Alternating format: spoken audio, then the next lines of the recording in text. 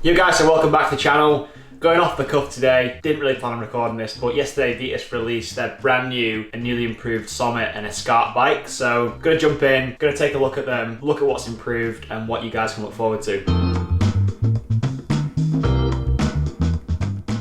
So for 2021, Vitus have completely redesigned their Sommet and Escarpe bikes. So the Escarpe is a 140mm travel like trail bike, and then the Sommet is the 160, 170mm travel full-on enduro bike. Both extremely capable bikes, confidence inspiring, and can handle or will handle literally anything you throw at them. We'll dive over to the computer and I'll show you some of the new changes and improvements that have been made to what I think looks like one of the most unreal bikes Vitus have ever put out. Arguably one of the best bikes I've actually seen from any bike brand. The Sommet, I'm primarily looking at the CRX model today. This year's 2021 Sommet and Escarpe is a carbon frame. So in the past, we've either had an option of an alley frame or a carbon frame. This year, Vitus have actually gone with fully carbon frames across the whole range of the CR, the CRS and the CRX bikes. So you've got a rear aluminium triangle and then a front carbon triangle. Now I know some people aren't going to be too stoked with that because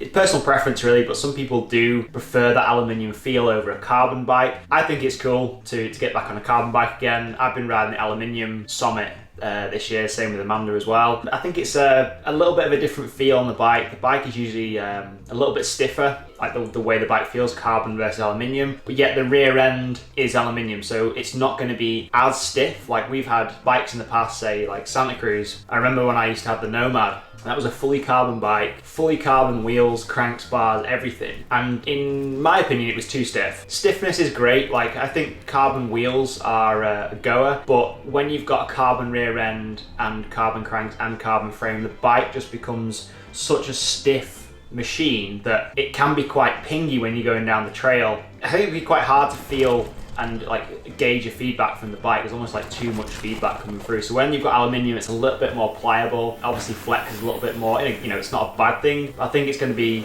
an overall better ride, having a good balance between an alley rear end and a carbon front end. So as you can see, the bike has literally been completely redesigned from the ground up. It doesn't look anything like last year's bike, but the frame is a lot sleeker, it's a lot like straighter angles, kind of a lot more modern. I do actually like as well the logo. So the logo going forward, Vitus have actually obviously improved that. I think it looks a lot more premium. And overall, I think the feel of the bike just like looks really nice, really balanced. I just can't get how amazing it looks. Like I'm just literally looking at the screen now. And I think it's going to be one of them cases when you see the pictures they look unreal, but I think when we unbox the bike it's going to look even better in person. So colours this year, CR model, which is the entry level bike, comes with full Dior 12 speed stuff, like a real solid bike build. Comes in that real cool charcoal colour, so it's like a stealthy looking machine. Then we've got the CRS model, comes in like a midnight blue colour, which has got SLX finishing kit on it, lyrics, a RockShox Super Deluxe shock, so again, solid build kit for a decent price. And then the top spec model is the CRX model, which is the one I've been showing you, which is the white frame with like the grey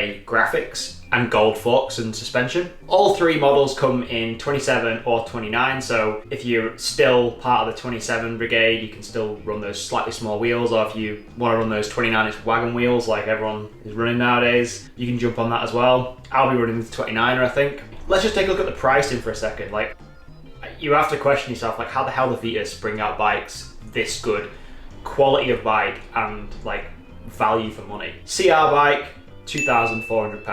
CRS bike, £2,900. And then the top spec CRX model, full Fox 38, top of the range Fox air shock on the back, DT Swiss wheels, XT build kit, the works, £3,600. Like, how do you do it? Every other bike brand needs to go onto Vitus's website and just look at how they are pricing and specing their builds. It is unbelievable. If you were looking at buying a Specialized or the equivalent Santa Cruz bike, I reckon you'd be looking at close to double those prices. So 7, 8, I dare even say 10 grand for a bike. It's just a no-brainer. It literally is a no-brainer. We'll jump down into some of the more granular details of the bike and we'll look at more of the improvements and specifics so you guys can get a real good clear picture of like what has actually improved on like on a low down level. Spec is actually fairly similar to last year's Sommet. You know, the wheels are the same, we've got DT Swiss EX1700, solid build. The only real difference to the spec is the forks. So we've got the Fox 38 forks, we've got slightly bigger diameter fork, which is going to help with stiffness, I guess, and going faster down those rougher trails. And it's got a Fox Float X2 rear shock, which is an improvement on Fox's DPX2 air shock, was on last year's bike. While I'm on talking about shocks, if we look at the rear shock and where Vitus have designed the frame and how the shock actually mounts this year, you'll notice that the mounting position is slightly higher up, and it's mounted completely different. This year, the new mounting position is actually like a higher up mounting position than last year's,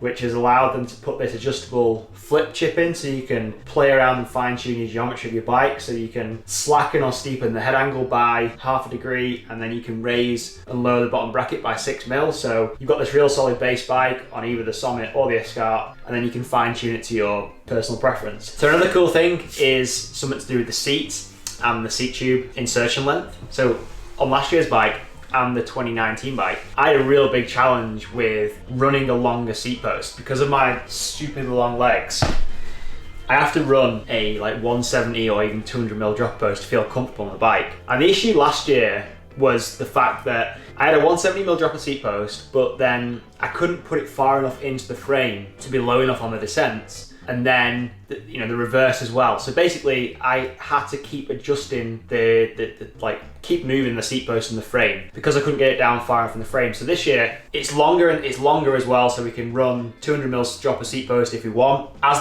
you get a bigger size bike, so the larges and the XLs, say, those are going to have the same angle, like seat post or seat tube, sorry, than some of the smaller bikes. So on some of the previous bikes, as you got bigger through the bike, the actual seat angle got slacker. It wasn't exactly ideal for a bigger rider when you're pedaling up hills and stuff, just because of the slacker seat angle. So what they've done is they've made that like proportionate, so then obviously when you go up in size, that stays the same. So then the pedaling efficiency and the performance on the bike is the same across every single side of the bike. It also meant as well that the seat post wasn't too far behind the bottom bracket, if that makes sense. So it's kind of like sits above the bottom bracket, so that when you're pedaling, your pedal strokes are actually going like more vertical than like more horizontal. So pedaling efficiency has again been improved. We've also got some pretty cool frame protection going on this year. So real cool chainstay protector that goes on the bottom part of your chainstay and the top part, so going to be running a nice silent bike. And then that lower chainstay protection actually has a hole in it where the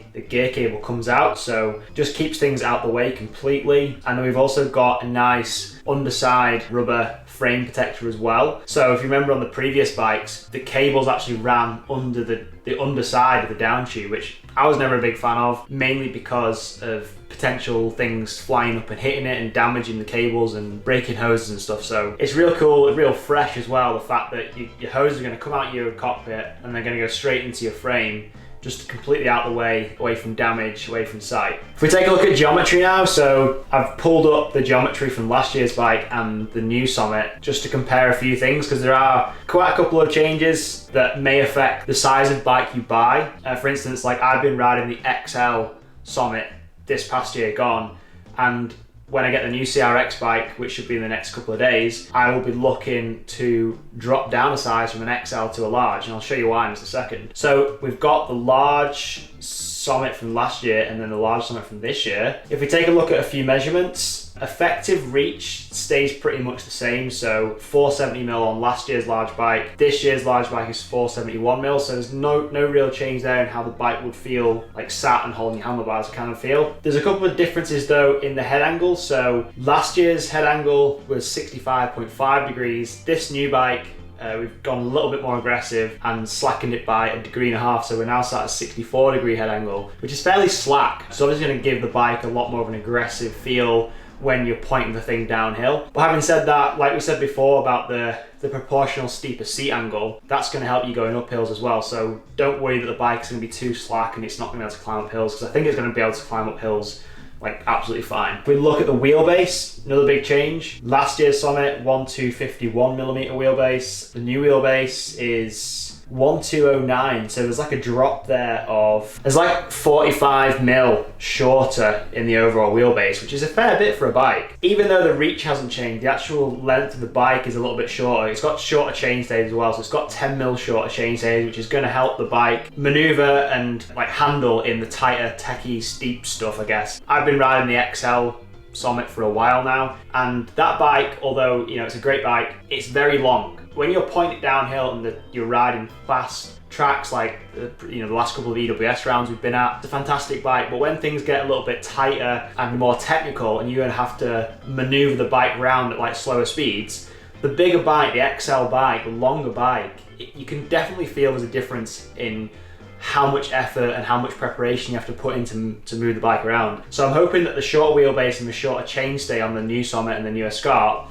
is going to help with just the bike's handling control and just an overall feel of like as you're riding down the trail, like an overall pit feel, if that makes sense. So it's going to be good at going fast down flat out stuff. It's going to be able to be maneuvered around the tightest bits of trail, like up at the Golf in Olethen. It's going to be a good overall round bike is what I'm thinking. So here's a little statement here on the bottom of the geometry chart for the new bike. All Sommet and Escarpe bikes come with a flip chip geometry, numbers started after the low setting. If you switch to the high setting, the head angle increased by 0.5 degree and the BB jock lifts by 6mm. So 64 degrees is the slackest that the bike will be. If you flip the chip to the higher setting, you'll be going up to 64.5 degrees. These are for the low settings, not the high settings that I've just gone through. So yeah, that's pretty much it. I wanted to jump in and do like a real off-the-cuff video and just like have a look at the bikes. Like, even though the bikes got released yesterday, as of filming this, I've been so excited about these bikes coming out now for a while. Vitus is a great brand to work with, mainly because every single year we've done stuff with them. Just the innovation and the brand building has been awesome. Bikes have improved, they listen to their riders and what people want in a bike. We talked about the cost of the bike before, and it's not because the bike is like cheap or like got inexpensive parts on it or anything like that. Like the CRX bike we've just been through is one of the highest spec bikes you can buy without spending stupid money on wireless derailleurs and seat posts and stuff like that. 3,600 UK pounds, which is $4,000 and a bit, I think, something like that. I'll put some on the screen to convert it. In a nutshell, it is a very well priced bike for a phenomenal spec for any kind of rider. You know, whether you're getting into the sport and you want an aggressive, good all-round trail bike or enduro bike, the new Escarpe and the new Sommet is literally right up your street. And I don't want this to come across as like some sales pitch for Vitus. Like, I'm just literally showing you what I'm seeing on the website. I'm really excited, so stoked that they've updated everything and improved things, listened to riders, and literally cannot wait to get the new bike on the trail. So pop a comment below if you are excited about these bikes and if you're going to pick one up, because I'd be keen to know what spec you would go for, which model, which wheel size. So yeah, if you like videos like this, give us a thumbs up, helps us grow, and go down to the bottom right hand corner, hit subscribe and hit the bell notification as well so you don't miss any future videos, because one of the next videos and a follow on for this, when we get the bike, I'm going to do a full unboxing of the bike, and then we're going to do like a first ride review, and we can compare the old Sommet to the new Sommet, the new Escarpe to the Sommet, like which is actually the perfect bike for you kind of thing. It's going to be exciting stuff, so stick around and we'll see you in the next video.